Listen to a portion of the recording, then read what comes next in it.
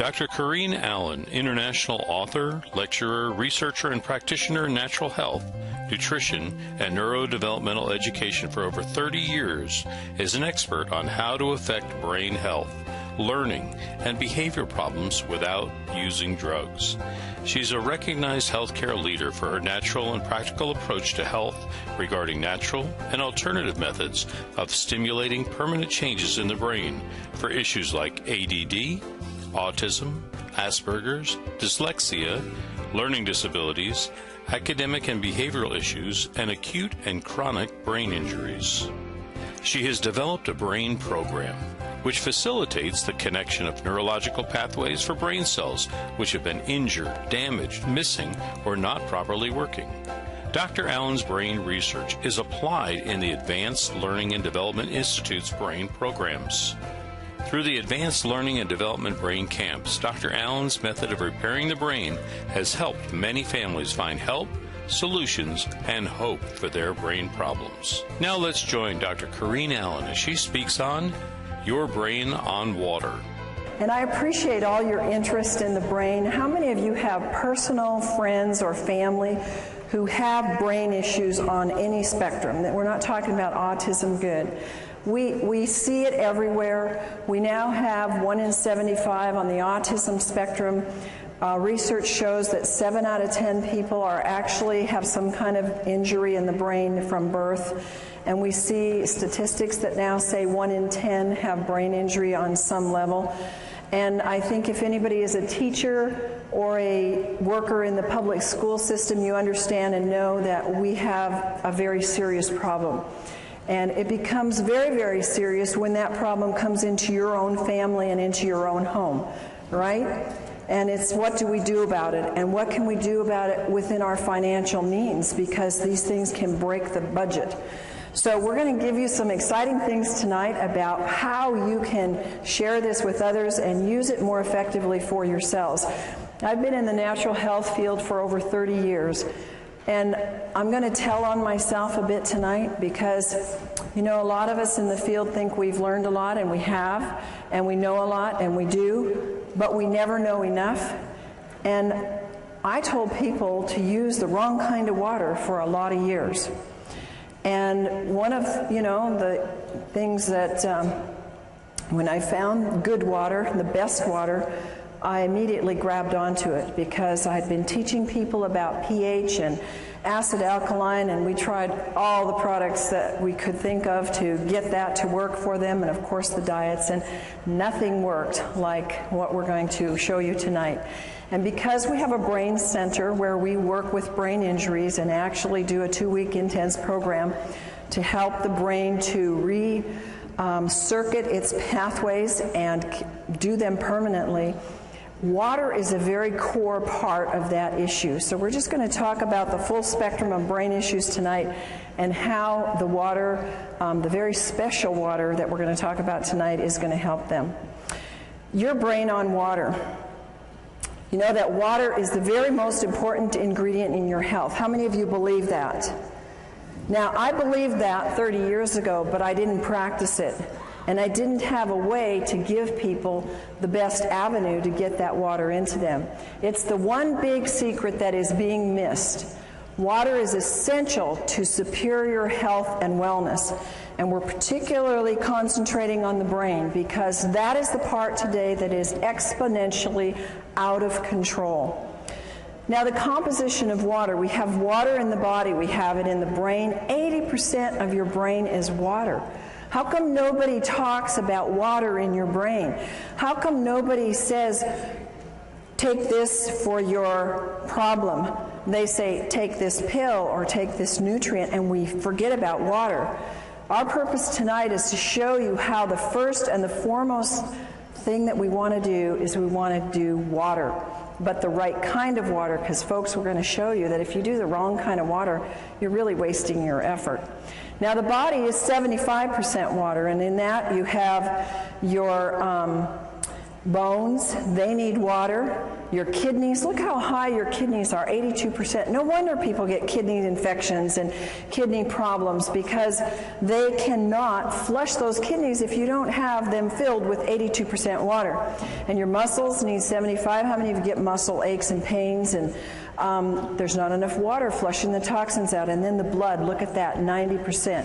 Is it any wonder why people that drink coffee and sodas and very little water get hardening of the arteries, and we have such a high amount of people in our population today that are on cholesterol medications, and heart disease is the #1 killer? It's because 90% of the blood is water. Your brain on water. Your brain is the missing link in the health of your brain. It's the essence of life. It has the electromagnetic current that fuels our cells. It's the resonance field. It's all electrical through which the cells communicate. So if you want transfer of DNA, you've got to have the proper water. It's the conduit and the transmission of the vibrational information. The water transports, it stabilizes, it signals, it lubricates, and it structures. It does almost everything. And without it, you can't have brain neurotransmissions that are working properly. How does the body use the water? It uses it to produce hydroelectric energy, especially in the brain. How many of you have ever seen a hydroelectric water in the home? I have. I live in Idaho. Lots of people live off the grid there. I've seen an entire ranch set up on hydroelectric, and you don't get electricity if the water isn't flushing and moving and has a charge to it. And that's the same with our brain. Your water has to be flushing and moving. It has to be a lot, or you don't get a charge. You can use water to make protein and enzymes function efficiently. It transports nutrients, it transports hormones and other elements, and it keeps your tissues from drying out. How does your body use water? The Mayo Clinic gives us these examples, that it moistens in our mouth, our lips. When we have dry lips, dry hair, dry skin, it's all dehydration. It protects the organs and the tissues when they start to shrivel up, and that is part of dehydration. Constipation, diarrhea. It helps dissolve minerals and other things. Minerals get hardened in our brain and start giving us sclerosis in our arteries. It regulates our body temperature. It helps lubricate the joints. You've heard people say how they can now do things that they couldn't do before because their joints start being lubricated. It lessens the burdens on the kidney, and it carries oxygen to the cells. Other functions of water is that it slows down the cell death. And because we don't see the cell death, we often don't think that we're dying. We're all dying. But we can slow that process down. It lubricates and it cushions. The water flushes out the toxins and poisons, and it helps produce digestive enzymes. And a lot of us have seen how water, and particularly special ionized microclustered water, can move away the aches and the pains in the body. The brain absolutely desperately needs water to function at its best. And even mild dehydration slows the metabolism down by as much as 3%. And we're going to show you what happens and some of the signs of dehydration. One of the things that people don't realize is, how does water get lost? In my life, that was not part of my coursework to study to become a natural health practitioner. We never had a course on water. It was like, at the end of the sentence, it was drink lots of water. But there was never any teaching on drink the right kind of water, and drink water that's electrical, drink water that's a free radical scavenger, drink water that's going to hydrate. We lose water by sweating. When we urinate or have a bowel movement, we lose water. And in a normal day, a person has to drink a significant amount of water to replace that fluid loss that is for normal metabolism. If you happen to drink a cup of coffee a day, or you have a glass of wine, or you have a soda, your need will move up exponentially, and even the basic amount of water will not hydrate you. Causes of dehydration, a very easy cause is you just didn't drink enough water. But what happens is the effects are accumulative. The body uses 2.5 liters, which is about 9 cups of water a day, according to the Mayo Clinic. Now, folks, the Mayo Clinic is mainline and very, very conservative. That is just what you need, folks, to stay alive. Will you please repeat with me? 9 cups just keeps me alive. 9 cups just keeps me alive. So when you hear these things that say 8 glasses of water, 9 cups of water, whatever, it isn't even enough, according to the Mayo Clinic, to keep your bodily metabolism and bodily processes hydrated in the least amount. More causes of cellular dehydration if you have any kind of work. Now, strenuous activities can be mental or it can be stress. How many of you have stressful jobs? Most people do or have stress somewhere in their life. Maybe I should have said, how many of you have stressful kids or grandkids? Maybe that's what your trigger is to more answers. Okay, so if you eat foods that are little in fruits and vegetables, they're dried foods. They take a lot of water to digest. And acid, it's like you didn't drink at all, because acid consumption of water, and how many of us have been diligent about getting purified water? How many of you out there have been really diligent about making sure you don't drink tap water and you drink bottled? Oh, I was adamant. You know, we have RO in our house, we have distilled, we have everywhere I go, we have purified water. It's acid water. You might as well drink nothing. And digestion of, in the digestion process, the fluids are not being replaced. Thirst is the last thing. And you know, I can remember saying to clients, you need to drink more water, and they would say to me, but I'm not thirsty. And I really didn't have a good comeback other than, you need to drink more water. But I sure do now, and you will too. Dehydration occurs when there's more water leaving the body than is being taken in. And the body is dynamic. It's moving all the time, and it's always changing. And this is especially true with the water levels in the body. How many of you notice now that your body craves water? I've noticed since I've gotten on microclustered water, I can tell my body is like listening now. It's like it's woken up all the receptors, and it like says, I need more water. And before, I never was thirsty, and I would forget to drink. So your water routinely needs to be replaced. So we lose it in all of these examples, which we're going to now show you. How many of you are not aging? Oh, we got some. Well, I tell you, after I hit about 45, I started to feel it. And after I hit 50, I started to feel it more. And then the next decade, I felt it more. And I am so thankful to God that He brought into my life and into the United States, because literally this was not available to us many, many years ago, that now I have a tool before I'm 100 to start really challenging my aging process. And you see, aging causes a decreased thirst. It just goes away. And you see many, many older people who say, drinking? And you look, my folks are 93 and 90. They live in a retirement home. Nobody drinks water there. It's like water purifiers. It's like foreign. And they're all suffering, too. They're not in very good health. Another thing that we sometimes don't want to hear, don't want to see, is that alcohol causes dehydration. Well, if you're going to drink, then at least be aware you need to drink a whole lot more of the right kind of water to deal with that dehydration it causes. Now, there are special circumstances that cause dehydration, and one of them is burns. And if you know anybody that has lots of burns or little burns, they're going to need a lot more water in their body.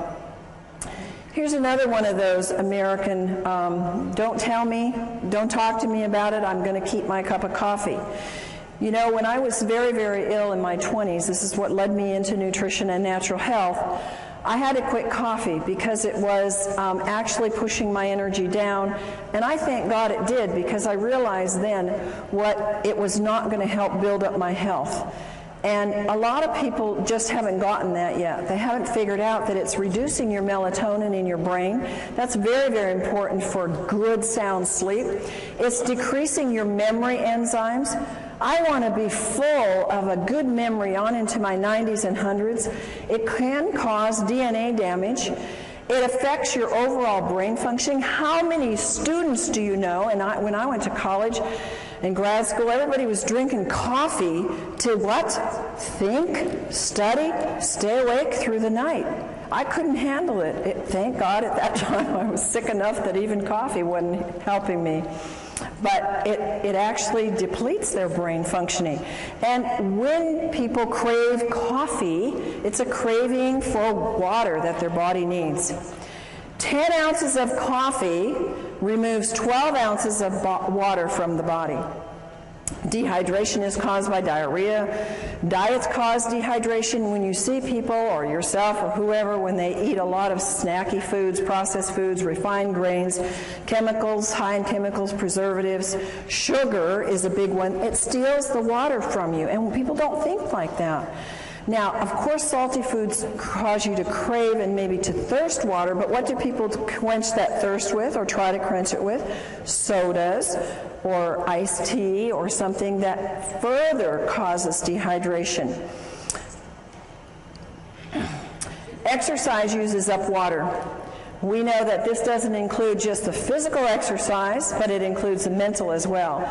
You're going to need way more than the 2.5 liters to fill up that body's dehydration just from some of these things. Fever, we know that edema means dehydration. I've told this to people for years, and you know what? It's so hard for our brains to get it.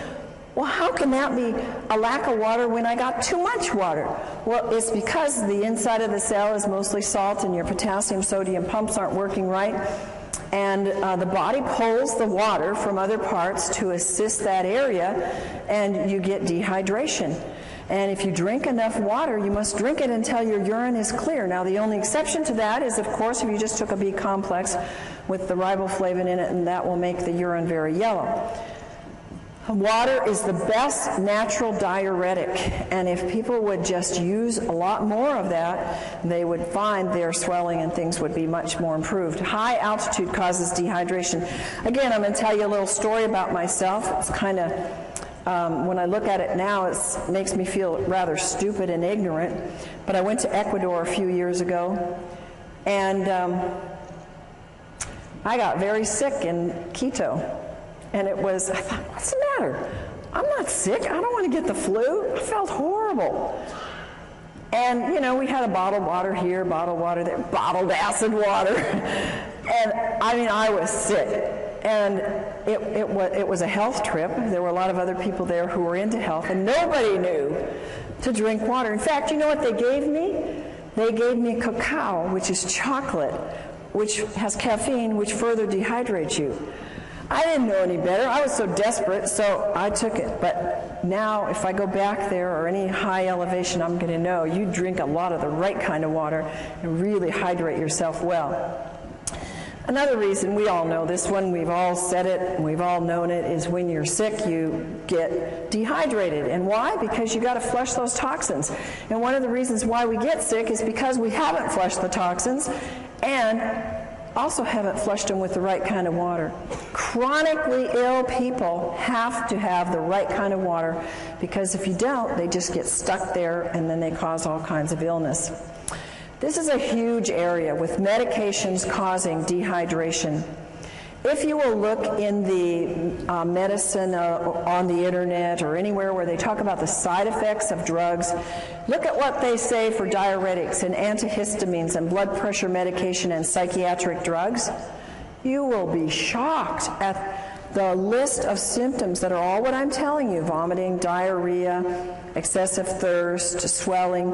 All of these kinds of things that are produced by the drug are because they're producing in you dehydration. And one of my passions is that people who are on psychiatric drugs are getting drained dry in the brain. It's like sucking the water out of the brain, because these drugs are just pulling the water that is needed for these neurotransmissions to happen.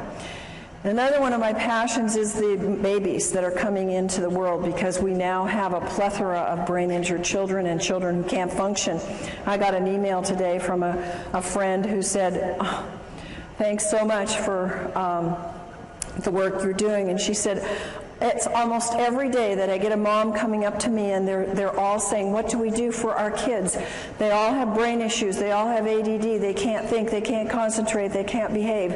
What do we do? And morning sickness is because of severe dehydration. Oh, I would give anything to have known this 30 years ago, 20 years ago when I had my children, because I had serious morning sickness. I mean, I was sick. And anybody that's a mom that knows that will remember those days. I didn't ever drink water.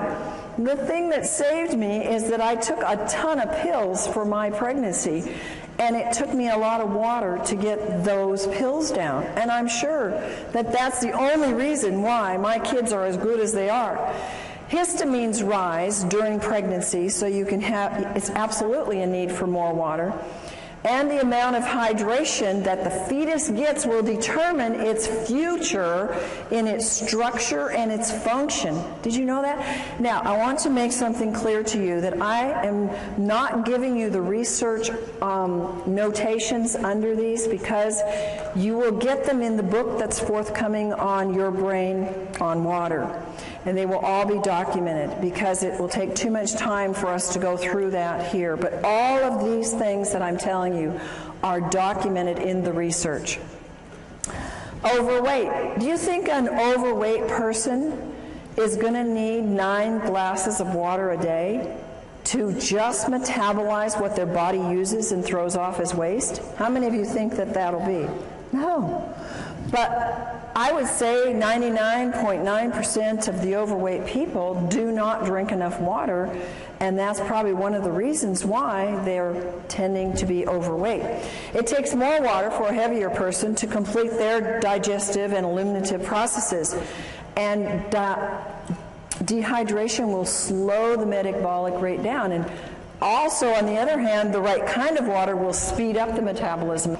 Water moves the fat deposits, but I must tell you it must be negative ionized water, not positive charged water. In overweight, people get confused with hunger and thirst. Instead of going for water, they go for food, and so that creates more of an imbalance. And ionized water provides the energetic equivalent of food. Now, understand what that's saying. Regular water will not do this, but if you are trying to lose weight and you take the ionized water, it will actually provide energy. It's like a source of food to your cells so that you have energy and your body can burn the fat. Sun exposure causes dehydration. The sun, when you're there, you know how dehydrated we get. And what do people do when they're in the sun and for several hours after? They go get carbonated, caffeinated, alcoholic sugar drinks, and every single one of those creates more dehydration. Of course, sweating creates more dehydration. My son is a great guy that works out. It's a water you can drink while you're working out, and you don't get that slush in your stomach, and you don't feel an upset stomach from it. Stress causes dehydration. I look at the hours I used to work. I still work them, but I used to work them without drinking water. Now I have large glasses of water beside me all day long. And I would think, oh, I'll drink later. Oh, I know I need to drink. And my day would just go push, push, push, push, push all day long. And I didn't do my body too good of good. And, you know, I've had to undo some of those things. But again, it was like I wasn't making the connections. And I believe I wasn't making the connections because I was so dehydrated my brain couldn't put it together. And I didn't have anybody come and tell me that there really was a water. I had lots of people come with alkaline water and these machines out there, and I'd been checking them out for 20 years. And I said, these don't work. They're not doing one thing for you. Why should I spend $1,000, $2,000? Why should I spend anything on them? I don't want to give my clients this kind of water. So I knew, because I was always testing them, that what I was seeing on the market really wasn't working. Stress will use up hormones. It will use up neurotransmitters, making them work harder. It will use up your vital resources, and you have to have water to keep them functioning. Now, we all know that too much salt isn't good, and using the wrong kind of salt is bad for your body because it will grab water and dehydrate you. But using too much salt, especially on salty foods, because that's the wrong kind of salt, folks. They don't put sea salt on those things. We're going to tell you in a few minutes the right kind of salt to use and how to use salt to help your hydration. Of course, vomiting can cause dehydration. So when you see those information on any drugs or anywhere where it says causes vomiting, you know that it's possible it can cause dehydration. What are the dangers of dehydration? Well, if you're dehydrated as much as 5%, it can reduce in as much as 20 to 30% drop or make your physical activity go down. How many of you notice a drop in your energy when you're dehydrated? How many of you notice that when you take the right kind of water, ionized, microclustered water, you have an increase in energy? I mean, it's phenomenal what that can do, and if you take any supplements at all, it pushes them to the height of what they can do. So I can go 16-hour days now with no breaks and just 10% reduction in your water can make you sick. 20% can even mean death. Isn't that amazing? Only 20% you can die. 1 to 2%, that's very, very little, folks, in your brain can mean that you have problems concentrating and thinking. How many of you know somebody, I wouldn't ask you if you had that problem, but how many of you know somebody that has that problem? I think we all do, and at times we all do. Dehydration is a cumulative. It comes together. You see, the average person drinks 160,000 gallons of water in a lifetime, and 75% of the citizens around the world in developed countries are chronically dehydrated. I would have never believed that before my experience with water personally and what I've seen with my clients and our brain participants in our brain center. It's absolutely true. People are so dehydrated. 1/3 of the Americans have such a weak thirst sensation that they mistake it for hunger. And look at the obesity that we have. Look at how many of us, we don't like it, struggle with weight. And it's one of the number one reasons is water. If 80% of your brain is water, which runs your pituitary, your hypothalamus, which regulates your weight, and if your body is 70-75% water, and that is related to your hunger drives and your thirst, we know that water is a huge part of why we are not getting the weight that we want. Brain dehydration. It brings on feelings, if we're dehydrated, of anxiety and depression. The brain doesn't function properly. It uses up amino acids that are called our happy aminos that have to be working. The worse the dehydration is, the worse the depression and anxiety are. I wish I could go back to my clients who had such severe depression that they chose to go to psychiatric drugs. I wished, and nutrients weren't doing it, folks, and maybe you know people like that. Diet, they were doing all the right things, and they still couldn't get past that depression. And there are people that you're going to run into. And the reason is because they don't have the electromagnetic energy moved by the fluids in their brain through the right kind of water to get that depression to be able to do what it's supposed to do, go away. And anxiety is at a height in our world today. ATP is needed for the cellular energy. It's greatly reduced, and there's no energy. And the poor brain just can't function. How many of you have had, I just can't think today. I can't get it right. You ever gone into a room to get something? What did I come in here for? We've all done it. And the only thing is, it gets worse after you get 50 and 60 and 70, doesn't it? And so that's your trigger. Boy, I'm not drinking enough. I got to get back and get my water, but get the right kind of water. What are the side effects of brain dehydration? One of the side effects is your body starts to use up the antioxidants because of its great need to get rid of body toxins. What is one of the biggest things on the market today? Antioxidants. It's millions of dollars are being spent on antioxidants because they're being used up because of a lack of water. Brain aminos are used up to make up for this lack of water. Tryptophan and tyrosine are amino acids that are mood stabilizers. Their deficiency makes us feel anxious and depressed. Dehydration and mental functioning. Folks, part of my passion is to help you, to give you a tool to get to teachers, to get into schools, to get into our public facilities where our children are being, they're being labeled, they're being given drugs because they cannot have a good memory, they have a fuzzy memory, they can't remember math, and they can't focus. It's loaded in the schools today. And if they had the proper water, this would probably dissipate very quickly. Dehydration lowers the psychomotor processing speed, the memory, the concentration, and fatigue. How many kids and families do you know they come home and they have no energy left? They can't do anything. They want to sleep till noon on the weekends. They can't think through their school to get it done quickly. It's epidemic, folks. It affects their cognitive ability. It impacts their physical performance and their motor skills. So you are the tool. You are the conduit.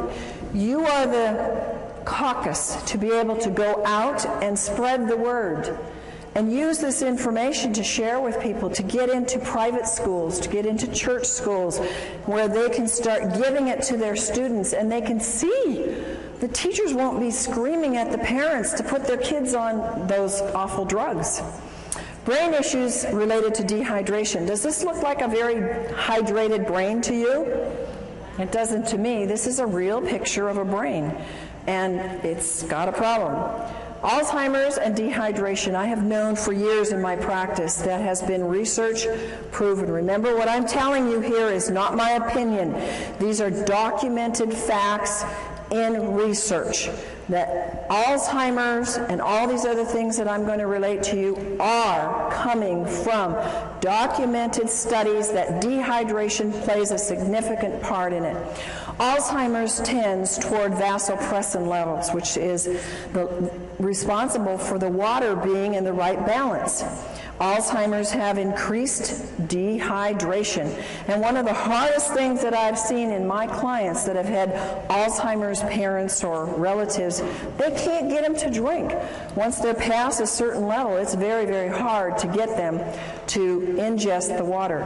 So what I say is, if you can only get a little bit of water in people, for heaven's sakes, get the right kind of water in the people so that it's hydrating water. Anxiety and panic attacks, they are rampant. People are paralyzed with panic attacks and anxiety. And what happens? They don't have water. They've got their cup of coffee next to them on the road. They got their coffee in the morning, or they've got their soda at work. Sweating and nauseous, shortness of breath, dizziness, lightheadedness, unsteady and fearful. These are all signs of dehydration and anxiety and panic attacks. This is something that when families deal with anorexia and bulimia, if they would know how important hydration is, they could probably save a lot of money and a lot of stress. I've dealt with families with this problem. How many of you have ever known anybody with this problem? It's very serious, and it's very life-threatening. And they have severe dieting issues. They have little or no intake of fluids. They starve themselves. They binge. They vomit. They lose their appetite. They have anxiety, sleep disturbance, fatigue, lack of well-being, depression, irritation. All of those are brain problems. All of those are brain dehydration. Comas. I'm dealing with several people right now in comas. And I've found every single one of them is like 1 or 2 or 3 or 4% hydrated in their brain. They're barely hanging on, and they've been in these comas by God's grace for a long time. And if they would only get them on the water, so far these families haven't been too able to do that, but they can move them because the water is the electrical force that will wake up the brain and help them to be able to function and get things moving. Comas See, the brain and the body shuts down, and when the body is so dehydrated, well, we think because they had a brain accident and they got it hit on the head that that they can't come out of that coma because of that. Folks, I'm telling you, they can't come out because their body doesn't have enough energy in the brain or in the body to do the connections to get it to wake up. In an advanced terminal cases, dehydration is a very important factor. And hydration is a key factor in coma and delirium. It's very important that you use microclustered, ionized, alkaline water to quickly and efficiently hydrate the brain. Bipolar. It's a very serious issue. Some people have it very, very bad. Causes anxiety, depression, rapid mood changes, compulsions, loss of energy and irritation, and again, it's related in scientific studies to dehydration. Depression. Now, I've told you some about this already, but it's a huge thing. I think that we would see a major turnaround. It's one of the #1 drugs that's given out is kind of drugs for depression. When the brain is chronically dehydrated, all the functions suffer. The brain needs tryptophan, an amino acid, to make the serotonin. You've heard of the drugs that create serotonin and help that to balance. Really doesn't balance them, makes them more dehydrated, which then makes melatonin, which helps them sleep and get rest so they can function in their day. The amount of serotonin made is dependent upon adequate what? Water in the brain, and the right kind of water. Moods. How many of you ever had moody kids? I had a moody husband and an angry husband, and he would not be upset with me telling you this because we fixed him, and he's thrilled to be fixed.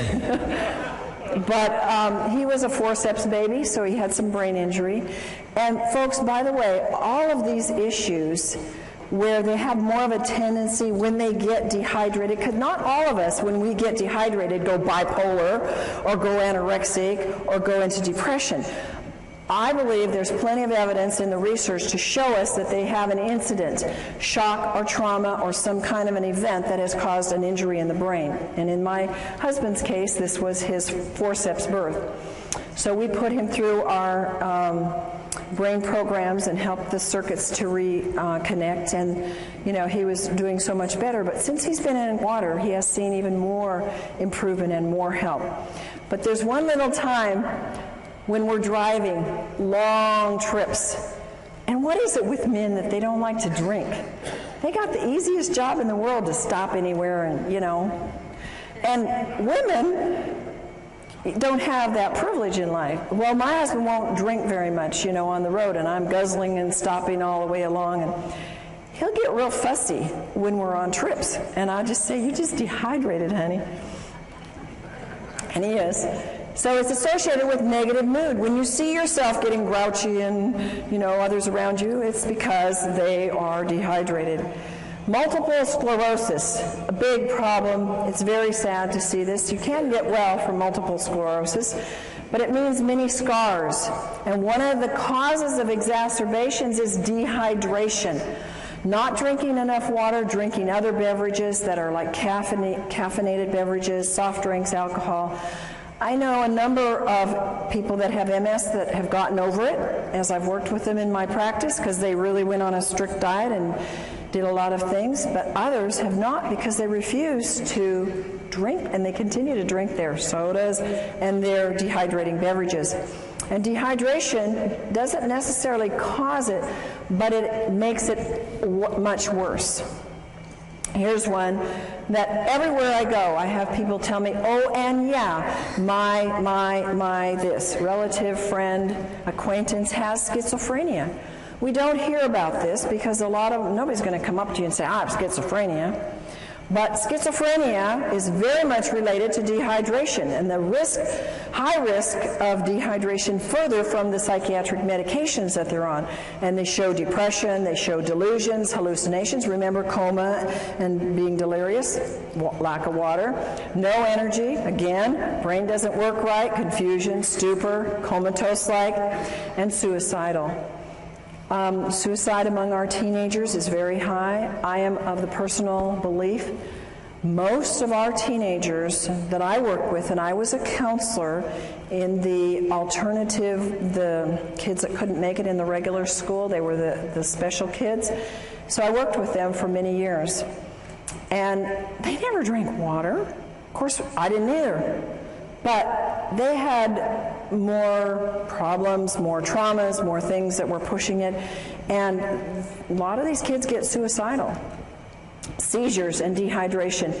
One of the most incredible things that I have witnessed in our brain camps is that the kids that come, they come, some of them, not all, several in spectrums on the autistic spectrum or others, they have seizures. They're on heavy medication. Some of them have shunts or things put into their brain to control the seizures. They get there and they don't have any more seizures, and I'm going, I think there must be a connection here. We're putting them on a lot of water, and they choose to work with their own doctors to get off the meds, and we're seeing maybe one seizure the whole 2 weeks is pretty much what we see when they've been having them every day. Pretty amazing when you see that, and pretty much documented by research that says dehydration is a trigger for a seizure, and it can lead to coma and death. And tics is a disorder that can be related to dehydration. Now, how many for Tourette's and these kind of things ever say it's dehydration? But folks, this is a common, not very common, but it's common enough amongst some in the population, and it's not a very fun thing for people to have. And the research says dehydration is a factor, and a very big factor. Strokes and heart attacks related to dehydration. You've heard of people being out on the basketball court and you know they're sweating and they're working hard and they go off the court and they drop over dead. You heard of that? We've all heard of that. It's dehydration. They were probably drinking something, of those special drinks that they, that the people called gators drink, And when we don't have enough water, remember our blood needs 80% water. It's a flowing river through us. It builds cholesterol, which causes strokes and causes clogged arteries. And when we take the drugs for that, we get further dehydrated. And when there's insufficient water washing in and washing out, the membranes seal off. So further water is lost. And when the dehydration, the blood gets thicker. Why do people have bypass surgeries? Why do people have events of heart attacks? Because they're dehydrated. What a simple solution, guys. And it's so economical. Do you think that $4,000 is cheaper in getting a water machine that will wash you and wash your arteries than going in for bypass surgery and losing work for 6 months to a year? I mean, come on. Put your priorities in the right place and start thinking about what is it and where are we putting our priorities. When we think about, when my husband and I were introduced to this kind of water, we said, that's a no-brainer. We're spending all this money on supplements and all these things to get younger and to do the work that God's given us to do. It doesn't make sense for us not to have the best water on the planet. And so cholesterol is a production in a defense. It's God's way of protecting us from dehydration. Swelling of the brain and dehydration. If you lose more sodium than fluid, you will swell. The body compensates for this loss by producing particles that pull the water into the cells. This produces edema and swelling. And when this happens in the brain, there is severe, grave consequences. And folks, you and whoever gets this information from you, this information may save a life. Because when somebody has a car accident or an injury to the head, the number one thing that can cause more brain injury is the swelling. And if you cannot stop that swelling, you will have so much more brain injury and in many cases death. So remember that little piece here. There are little life nuggets here that can save many lives if you pick them up. Brain dehydration, histamines, and brain allergies. ever thought that allergies were related to dehydration? Oh my goodness, when I was 16, I started this thing called allergies, and so my parents took me down to the doctor and I got all these tests, those miserable tests, and then I had to, for years, get these crazy shots of these antigens, and I thought, these aren't doing anything, I still have allergies. And, you know, I started moving into nutrition, and that helped, changing my diet, and I think just getting more fruits and vegetables, getting the water from that, getting more minerals. And I eventually got rid of the allergies, but what I could have saved myself in money and time and lost things in life. I had headaches for probably 7 years every day of my life. It was allergies. It was toxicity. I never drank water. I didn't even drink regular acid water. I didn't drink anything because I was not educated. And we need to be educated and to educate others about how important brain allergies are a very key factor for people. In fact, a very high number of people have allergens that get into the system, and because they don't have enough water, they affect you in having anger, anxiety, behavior disorders, compulsions and ritualistic behaviors, confusion, concentration problems, depression, mood disorders, nervousness, schizophrenia, and speech disorders. A lot of times we don't even relate these. They are allergies. When the histamine is too high, your allergies are raging, and they are related to the brain. High histamines are, what's the thing on the market? Antihistamines. Because they know you've got to bring that histamine level down or you're going to be miserable. If you have a brain allergy or if you have a body allergy, it's an indication of dehydration. Chronic dehydration can cause histamine to become excessively active. Supplying the body with water, and again the right water, will cause a disappearance of the high levels of histamine. And water, now folks, this is science, this is studied. Science has told us that water, even regular water, will reduce histamine amounts. But think of how much exponentially you can raise the bar if you have microclustered ionic alkaline water, because it inhibits the histamines even more and their production and acts like an antihistamine. It's fantastic. Science has documented a lot of things for the brain, and histamines is one of the things they know. They've done the studies. Brain issues are linked to the histamine levels being way too high. Abnormal fears, aggressiveness, autism, bipolar, compulsive behavior, compulsivity, and rituals, crying easily, depression, hyperactivity, obsession about sex, overstimulation, racing brains, schizophrenia, suicide thoughts, and others. See how many of these are coming at us from different levels. Many of these things you've heard just a few minutes ago about dehydration. Now you're hearing it about histamines, that they have high histamine levels being caused by the dehydration.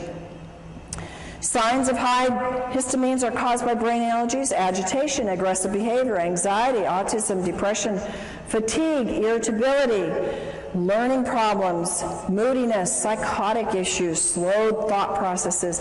And do you know that most common in the world of allergens is dairy and gluten?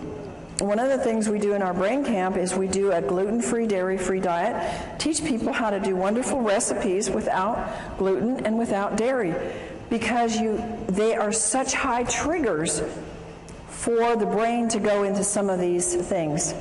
Water is a natural antihistamine. Research shows that water is known to reduce histamines. One of the greatest researchers, and I recommend you Google him and look up his works because he has a lot of great books on water. He's done fabulous research and is responsible for giving us a lot of good information about what water does. Batman Helge is an MD, and he says that water inhibits histamine production as well as its excess release.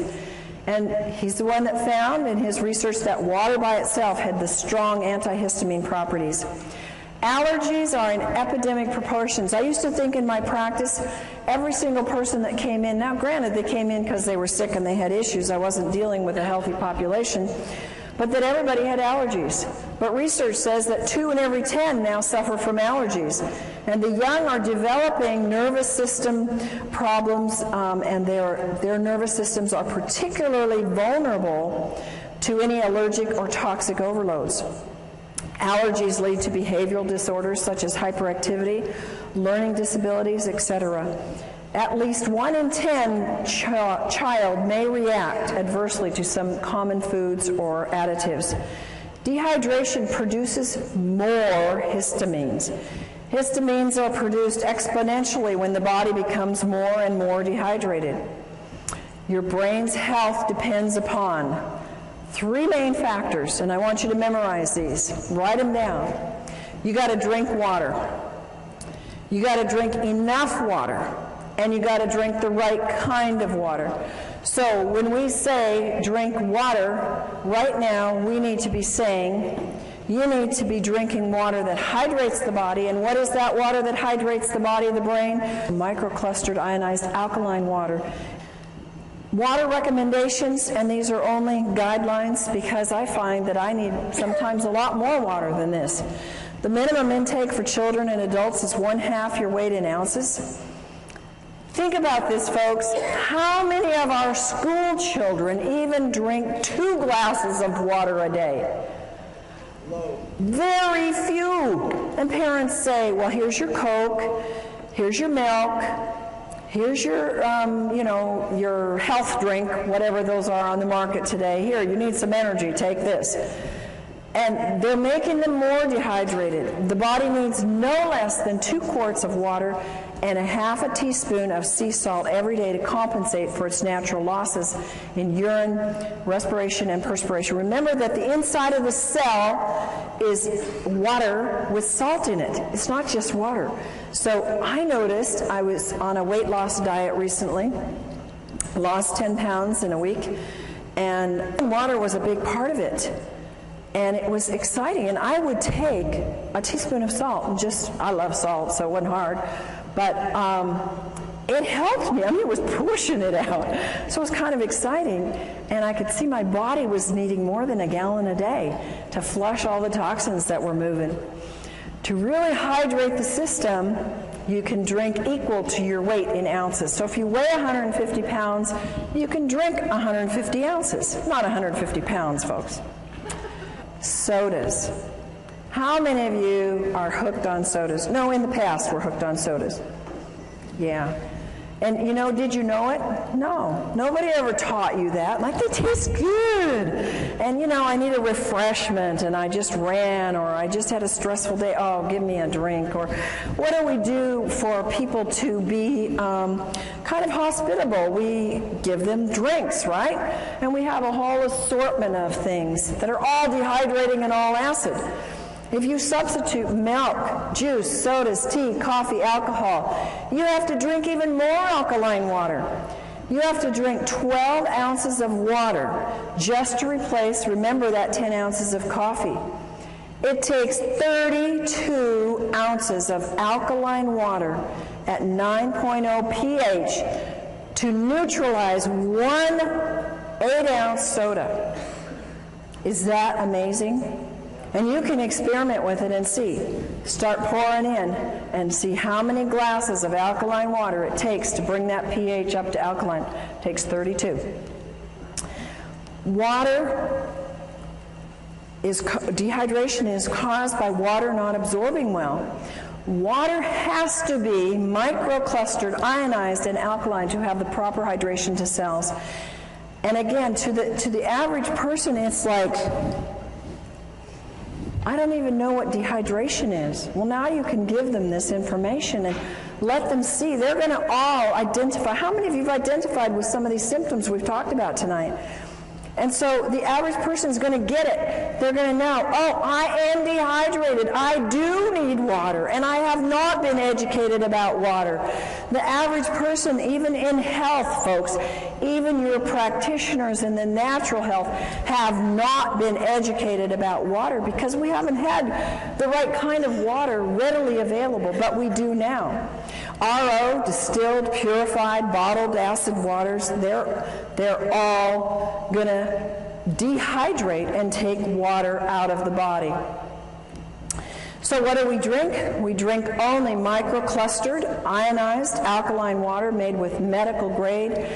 Folks, I cannot emphasize enough how important this is. I cannot tell you the horrible cases that I've seen. I've seen people grow things like tumors on their body within 2 months of having machines that are ionizers that were half the price and were already putting toxic metals into their body, and when they stopped the water, the growth went away and the metals they were getting and the toxins.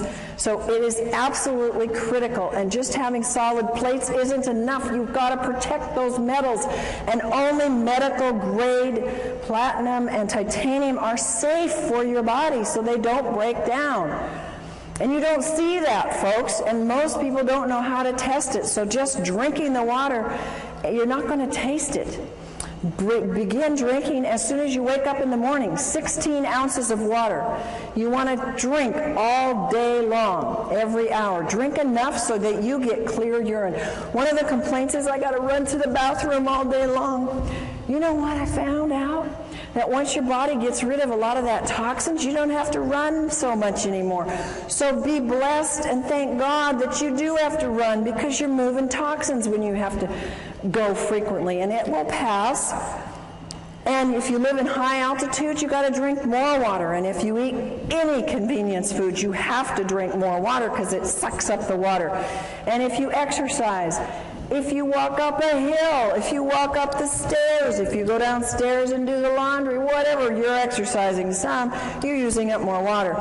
If you have a lot of stress, stress causes more dehydration, and your metabolism is using up that water. Our next subject is about salt. Salt is, you should only use sea salt because salt expands the blood so it can reach all parts of the body, and it helps to stabilize the blood pressure. And I take my clients who have high blood pressure and say, you know, you must have some salt in your diet, and definitely get on the right kind of water. It helps you sleep better, and it helps reduce mucus. Inadequate intake of water causes dehydration, but it's not just the inadequate intake. Drinking enough water is only one of the elements in rehydrating the brain and the body. You have to also have the right kind of water. It has to be microclustered, it has to be ionized, it has to be alkaline, it has to be made from solid medical grade plates, and it may or you may not absorb enough water. I can't tell you how many people have said, and they've even gone into their doctor and said, I'm drinking a gallon a day and I'm still dehydrated. And folks are getting the message out there, and people are starting to hear and listen and say, well, I'm not hydrated. Oh, so I'll just go get any alkalizer, any ionizer. Folks, don't do that. I promise you that as a professional and as someone that can tell the difference, you've got a big difference. And when, you know, it's like you do pay for quality. You know that about your cars, you know that about your houses, you know that about your lives in other ways. Why don't we get it about our water? And hopefully you will get that and be able to help your friends get that. Water that is acid is dehydrating.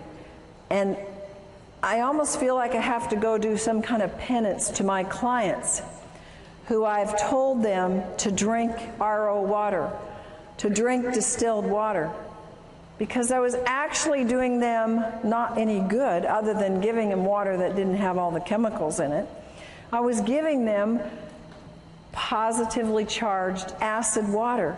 And then we were having to give them products that had to move the pH, and they were having to do more and more raw foods because they couldn't get their pHs to stay alkaline because they were drinking all the wrong kinds of waters. Water that is acid is dehydrating. One of the greatest things you can do with people is go up to them and say, hey, you drinking that water? How long have you been interested in good water? And people that are drinking bottled water care about their water, right? They already are aware that they need to be drinking water and that it's important for them. Water, folks, is not just water. Would you ever drink this water coming out of your left-hand side here? No. Would you drink it coming out of the right, the falls? Yeah, you wouldn't probably have any problem at all with that. Water is not just water. It has a structure.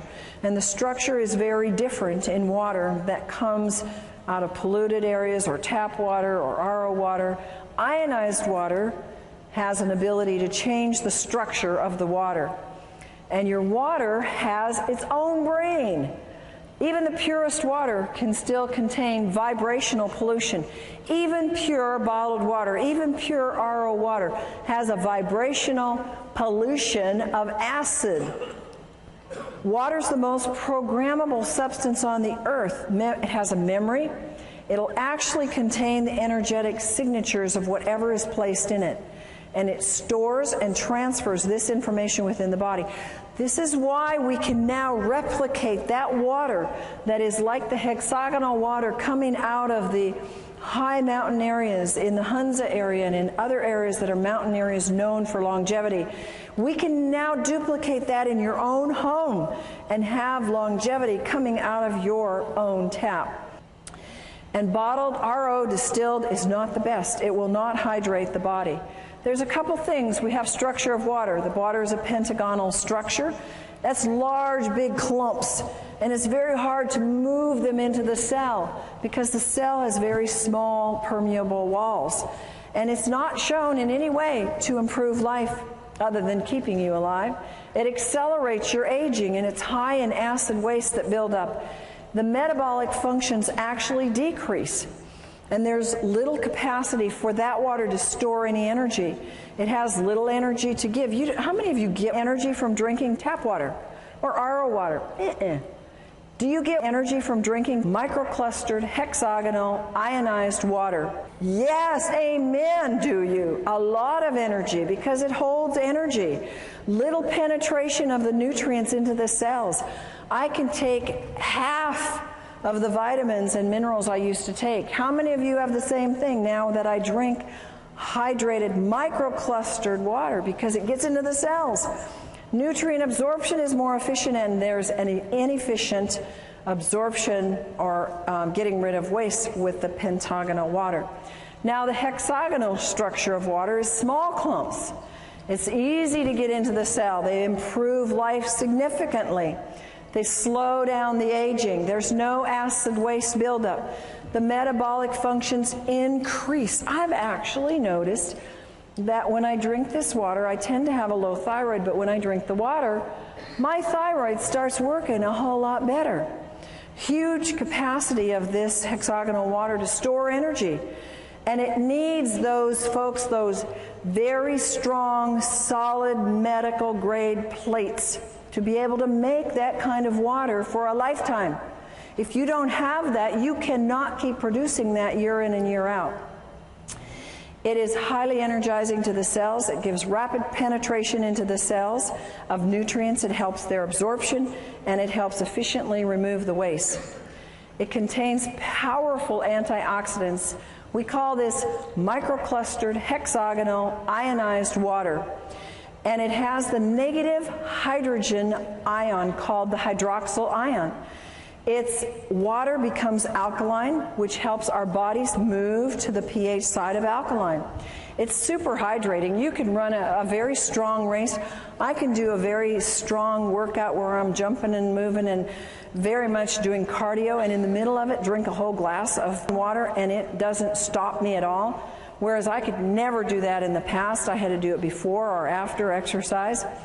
And the ionized water is 6 times more hydrating than conventional water. Microclustered hexagonal ionic water scavenges free radicals. It breaks down the cells. The free radicals steal the molecules from the healthy tissue. They create unstable or mutated cells. How do you think we get cancer, folks? Those are unhealthy, mutated cells. And free radicals are responsible for all disease. People come up to me and say, well, does it help this? Does it help this? Does it help this?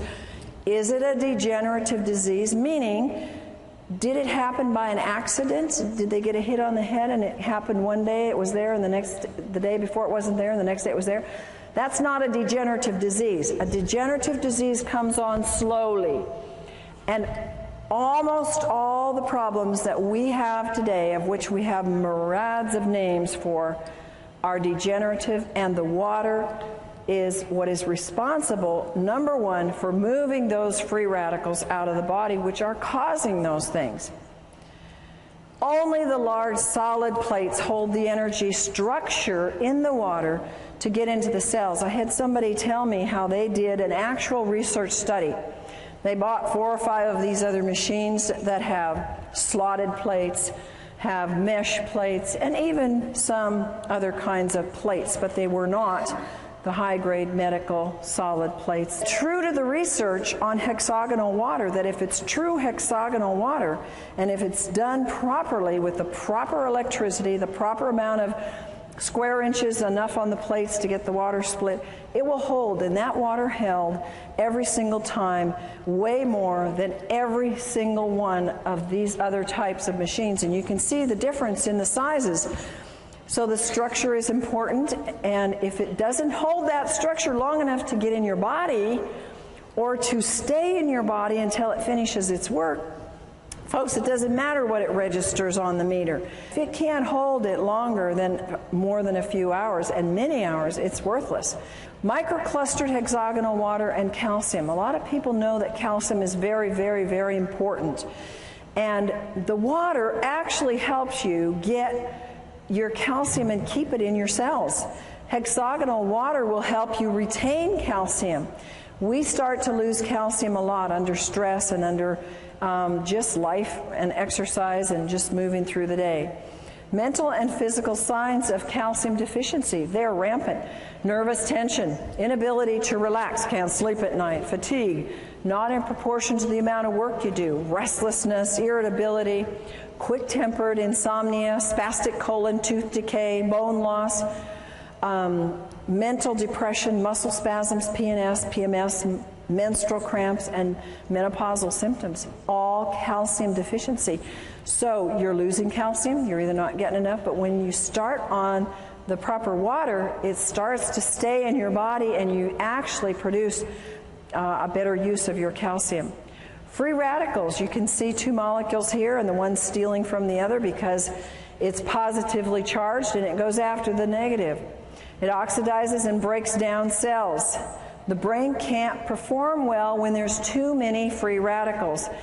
Nearly all diseases, and we're talking about brain diseases as well as body diseases that are linked to free radicals, they are actually produced from childhood, and I think that what we're seeing today is children very young are producing these free radicals because they are having, at very young ages in our 20s and 30s, not children anymore, but they develop these years before because they're high free radical production very early in life.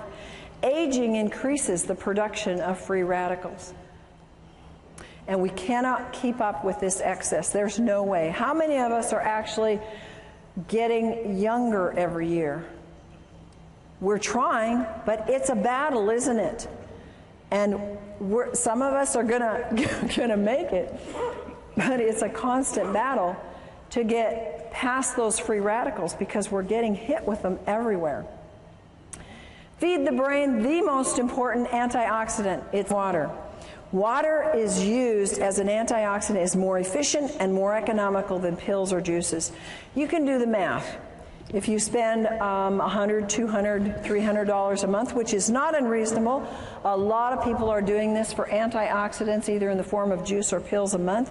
You multiply that times 10, times 12, you've got easily $4,000 a year. And it's gone. And you only got it for you.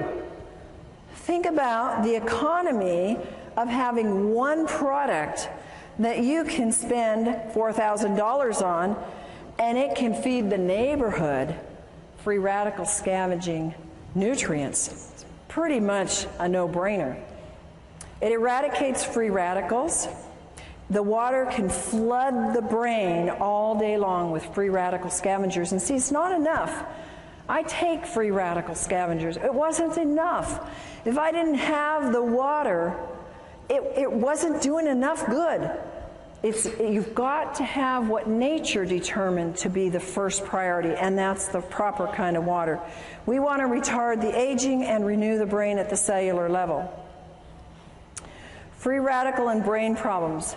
These are all, again, scientifically documented that free radicals are an important part of the problem in aging brains, ALS, in Alzheimer's, in anxiety, in autism, bipolar, brain edema, brain infections, brain allergies, depression, hyperactivity, obsessive compulsive, Parkinson's, schizophrenia, seizures, sleep apnea, stress, strokes, and toxic metal accumulation and traumatic brain injury.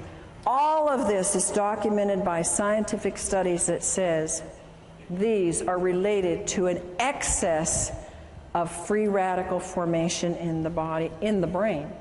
Acidosis being a cause of disease. The body produces highly acidic wastes from the foods it produces, and from the foods you eat, I should say. Acidosis is one of the main contributors leading to aging and various illnesses. Acid wastes, if you don't excrete them, what do? They circle around and around and around. They end up being aches and pains. They end up being a loss of function, a loss of your brain. It can accumulate in your arteries, blood vessels, clog them up. You can get stones. You can get anything and everything from these acid wastes. And they accumulate in cells that are deprived of oxygen and nutrients. Look on the left-hand side and you'll see the things that cause acidosis in terms of food. And anything basically that is not a fruit or vegetable is an easy way to remember. They're acid forming. And how many people have an 80-20% diet? Folks, that's 80% foods that are fruits and vegetables and 20% that are grains and other foods. Not too many people do that because it's hard to eat that way, and not too many people are that dedicated. So acidosis builds up from the foods that you eat. Acidosis induces, now again, science has shown that it induces brain damage, that acidosis can actually cause neuron death, and it causes a reduction in the glutathione production, which is the most powerful antioxidant that your liver produces on its own when given the right stimulus and nutrients. The pH potential of hydrogen measurement in the cells. You have your alkaline pH and you have your acid pH. The negative ions are on the alkaline side. You assist detoxification when you have alkalinity. And the body, when it's alkaline, it can absorb calcium and magnesium and sodium and potassium. The body is amply supplied with minerals. You're not always going to be deficient. And it's abundant in oxygen. When you have an acid, you have abundant energy. Then you have positive ions if you're on the acid side. They cause auto-intoxication. That means you poison yourself. And the body can't absorb the minerals. I've had people who say, but I take all these minerals. They're spending hundreds of dollars on minerals and they're not absorbing any because they're acid. And body uses up these key minerals in trying to neutralize acids. There's a lack of oxygen and there's little or no energy. How many people know that the #1 complaint is no energy? And when a product comes out that can give you more energy, people go for it, don't they? And what a simple thing to have pouring out of your tap in your own home that can produce a life flow of energy, not just for you, but for your whole family and your whole neighborhood. ALS and acidosis. There's a Dr. Gansel who's done a good study and works with ALS. And he's reported in the Townsend newsletter that he believes ALS is caused by severe acidosis. This is a very damaging neurological disease, and most people don't live with it. Recommends the use of, look at this, water that sends low voltage electrical impulses into the water. Now the next one is autism. Autism, a lot of you have asked me about. It's rampant. The U.S. military claims now we have 1 in 75 are on the autism spectrum. A few years ago it was 1 in 50. It keeps going down the wrong direction. Symptoms of autism, according to research, are linked to acidosis. High amounts of acids are found in the blood of autistics. And the mitochondria damage in the autistics is linked to the acidosis. Bipolar is linked to acidosis. Children's problems, acidosis. If they're shy, there's been research found, fatigue, impaired concentration, unwillingness to eat, perverted appetite. I had kids like that, one in particular. They're tough to deal with. Acidosis. And you know what? They don't like to drink. A lot of these kids that have these problems, they don't want to drink.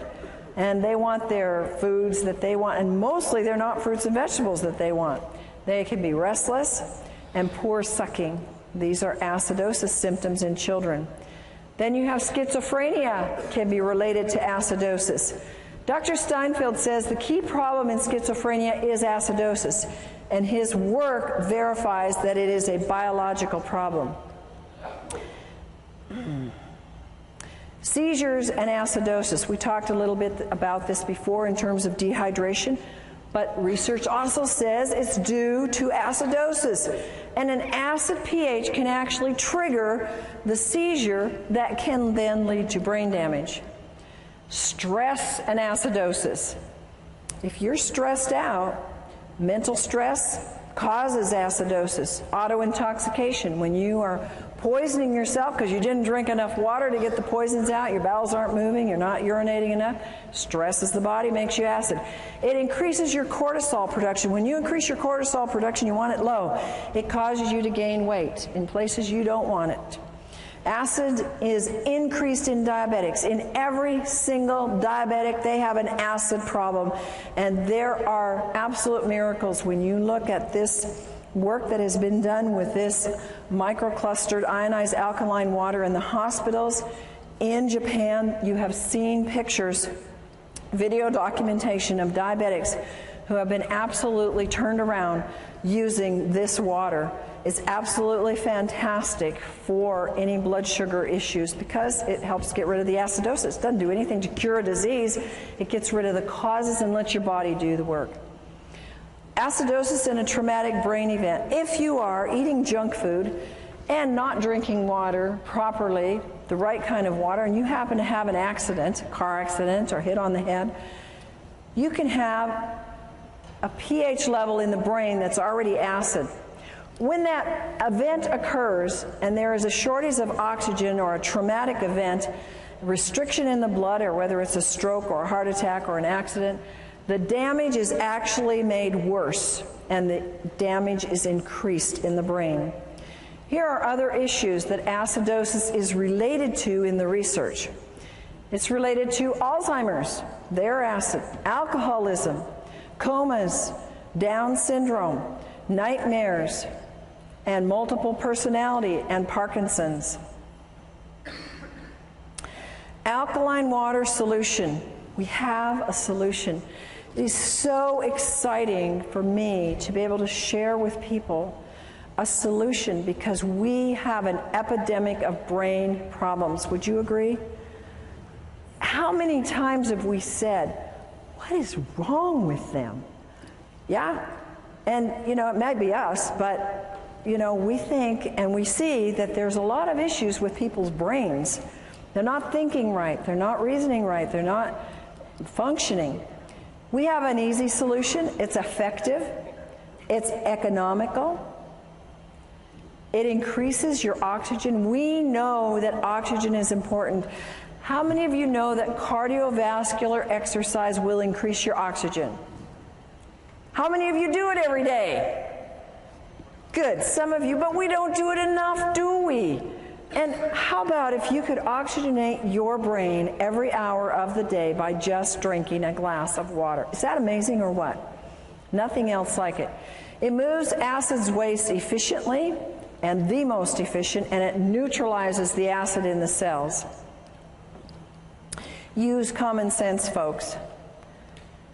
Don't assume that water's going to cure anything. The body will heal itself when it's given the proper nutrients. And folks, water is a nutrient. Talk to people like this. Water is the number one thing that we are missing in all of our health programs. And that's the number one nutrient. It's a nutrient. It's not a cure. It's not a pill. It's not a prescription. It's a God-given nutrient, and it's the number one nutrient. And the wonderful thing is that we can share it at such an inexpensive cost, literally. You know how much medical things cost? Have you ever had a medical event? You can put out how much? $4,000 in about 5 minutes? Anybody had that experience? I've had many times where I've seen people where they won't spend money on something that will help them prevent an event. They have the event, like go to the emergency, and they spent that 10 times over. So think about that. You know, you're not buying something to have in your home and to have for your family because it's something that you don't need.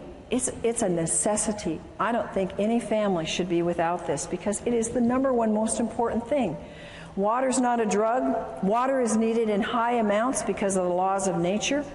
Water helps everything else work better, everything in your body. And water needs to be the first line of help. You are the soldiers. You are the infantry.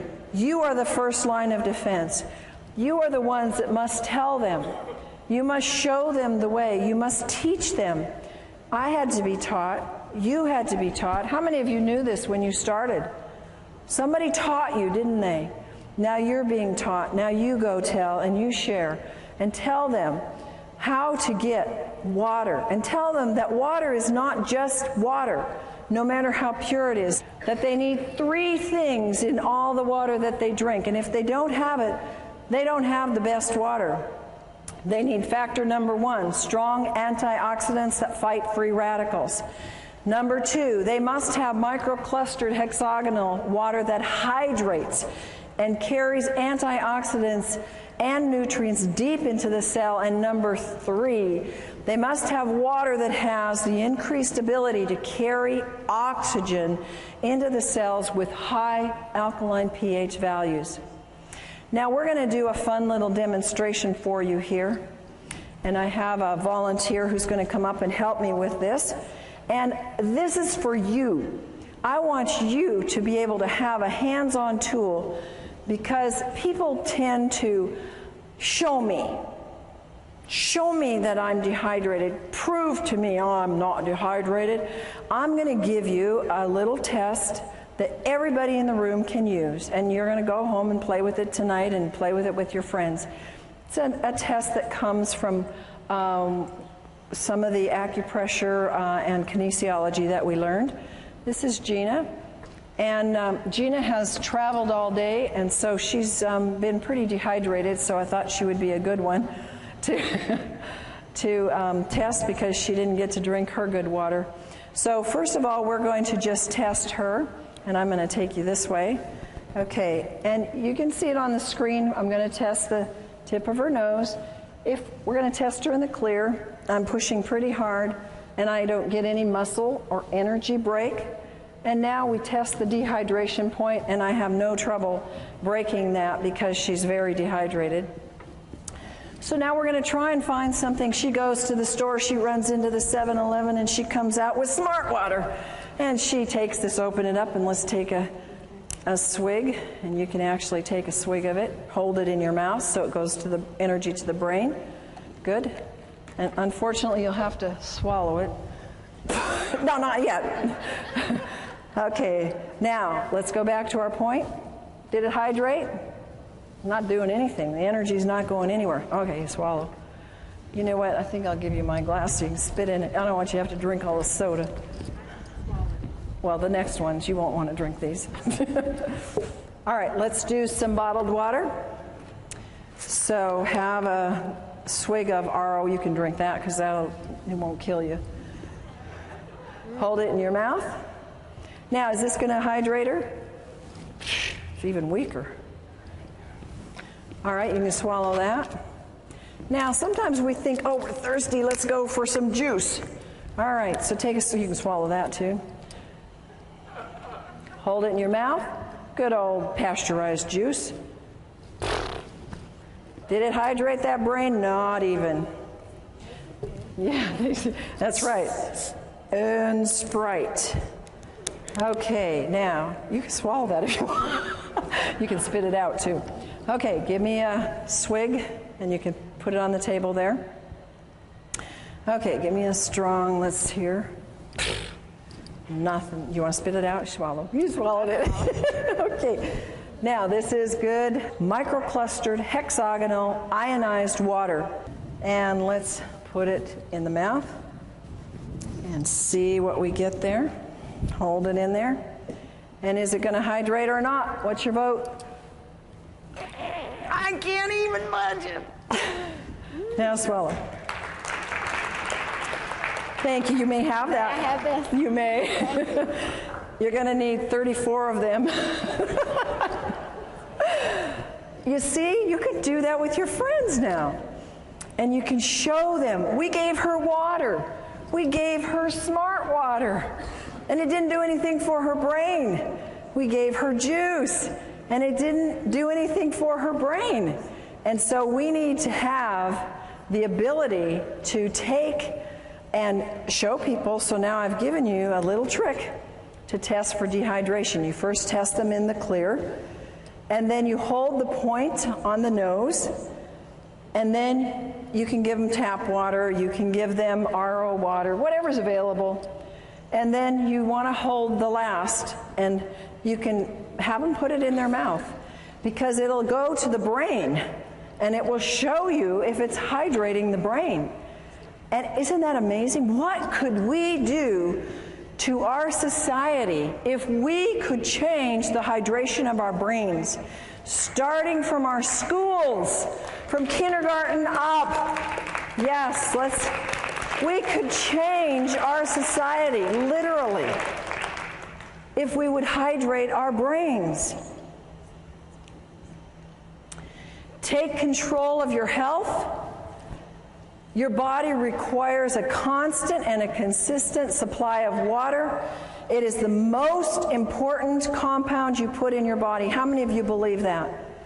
I know you believed it before tonight, but how many of you now are emphatic about it? And no function or reaction in the body can take place without the presence of water. Do you realize how critical that is? If there's a function in your body that is not working, what is that telling you? You don't have enough water, because every function and every reaction in the body needs water. And that is our presentation for tonight.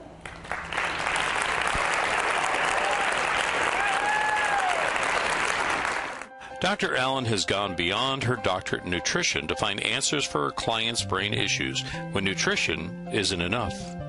She had vast training in neurodevelopmental therapy, neurokinesiology, brain reflexes, light and sound therapy, and brain stimulation techniques. Dr. Allen's personal challenge was to help her daughter, who was brain injured from asphyxiation, oxygen deprivation, and for her other child who had Asperger's. Both daughters today are functioning well emotionally, socially, and academically. She now offers other families the kind of life-changing information and care she so desperately needed for her own children. Dr. Allen's vast experience includes nutrition, allergy balancing, neuro-emotional release, essential oils, total body modification, homeopathy, magnetic and electromagnetic balancing, herbs, nutritional supplements, quantum energetic techniques for brain and body health, light and sound therapy, auditory integration training, neurokinesiology, and neurodevelopment brain re-education. She's developed a brain program called the Allen Method, which facilitates the connection of neurological pathways which are injured, damaged, missing, or not working properly. Through the Advanced Learning and Development Institute, individuals can participate in Dr. Allen's life-changing brain camps and home programs. Through this alternative brain developmental technology, many adults and children are finding hope and success with their brain, behavior, and health issues. For more information, contact Dr. Corinne Allen, Advanced Learning and Development Institute. The phone number is 866-81-BRAIN. Our website is www.brainadvance.org, or send us an email, brainadvance@gmail.com.